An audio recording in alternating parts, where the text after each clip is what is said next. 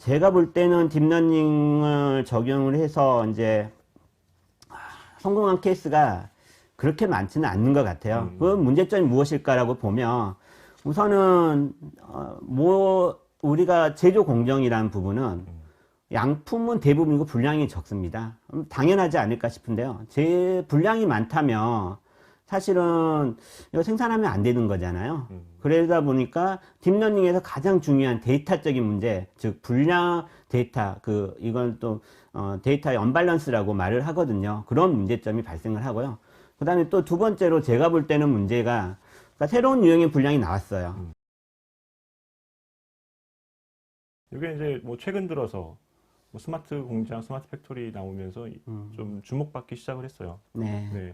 이사님이 보시기에 그 이유는 좀 뭐라고 보세요? 먼저 사실 기존의 룰 기반 검사로 못한 건 아니에요. 근데 정확도가 그렇게 좋게 나오지 않는 검사들이 많이 있었거든요. 그리고 아예 검사를 못하는 부분이 있다 보니까 사람이 육안으로 보는 검사들이 있었고, 그 육안으로 보는 검사를 2016년도에 이제 딥러닝이 핫해지면서 시도를 해보자 라고 많은 좀 큰 기업들이나 많은 업체들이 시도를 했는데, 실제적으로 생각했던 만큼 딥러닝이 룰 기반보다 훨씬 더 잘 나오긴 해요. 근데 딥러닝을 적용하는 데서 좀 많은 문제점들이 발견이 됐거든요. 룰 기반이 오히려 더 나은 부분도 있었고요. 근데 이게 실제적으로 제조 공정에서 다양하게 환경이 변하게 되고, 그 다음에 온라인 문제나 아니면 그런 문제들이 있거든요.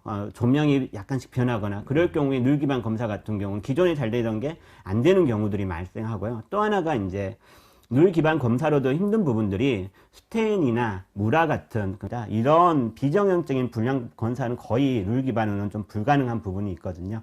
그런 부분을 2016년에는 이런 부분 사람은 보면 알 수 있는데 왜 이 컴퓨터가 하면 힘들어지고 룰이 계속 추가되고 그러다 보면 뭐 한정없이 그게 빠지다 보니까 많은 업체들이 딥러닝이 답이다 하고 이제 검사 부분에 딥러닝이 답이다 하고 뛰어들었고 시도를 했는데요.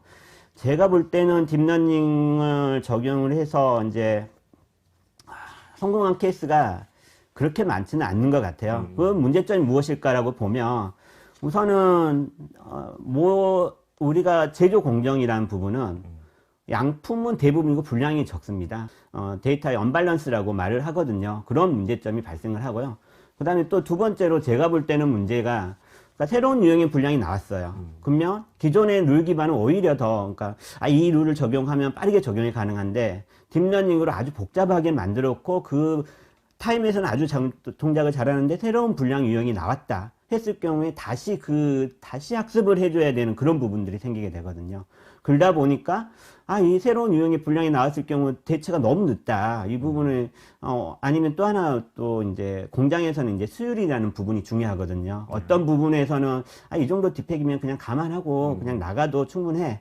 그리고 어느 또 회사 같은 경우는 좀 더 수율을 정확도를 높여야 돼. 그런 부분에 이제 왔다 갔다 하는 그런 부분들은 룰은 어떤 스레스홀드를 조절하거나 그런 거 가지고 가능을 했는데 딥러닝으로 오직 딥러닝으로 하려 보면 이게 이제 기존에는 분량이었다가 이제 양품으로 넣어줘야 되고 양품인 걸 다 분량으로 넣어줘야 되고 거기서 끝나는 게 아니다. 또 하루나 이틀 정도 학습을 해주고 그 학습된 게 잘 됐는지 또 검토도 해둬야 되나 보니까 이런 새로운 유형의 분량이나 또 하나가 A라는 모델은 이제 잘 양산이 되어 나오는데 이 유사한 B라는 모델을 생각하게 된다면 B라는 모델은 새롭게 됐다 보니까 분량이 없는 거죠. 그러다 보니까 이런 부분들 때문에 기존 딥러닝을 적용할 때 좀 문제점이 있었습니다. 그리고 또 하나가 이제 이 부분을 해결했다 하더라도 사용성의 편리성, 이제 사용하는 관점에서 이 부분은 두 가지 문제는 이제 어떤 큰 대기업 연구소에서는 이제 해결을 해가지고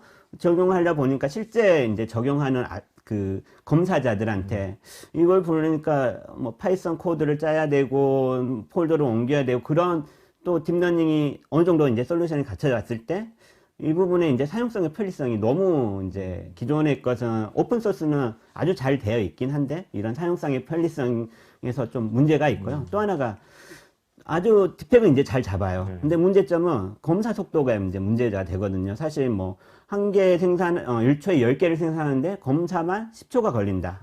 그러면 이 부분은 결국은 이거 생산하는 속도는 10초가 되는 거잖아요.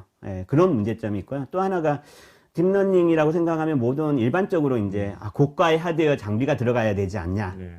라고 생각하게 되면 이제 장비마다 이걸 넣어야 되는데 그러면 1,000만 원, 2,000만 원짜리 장비를 장비가 한 3,000만 원인데 거기에 1,000만 원짜리 PC를 넣어가지고 이거 검사한다. 라는 건 좀 비용의 그런 합리성이 문제가 됩니다.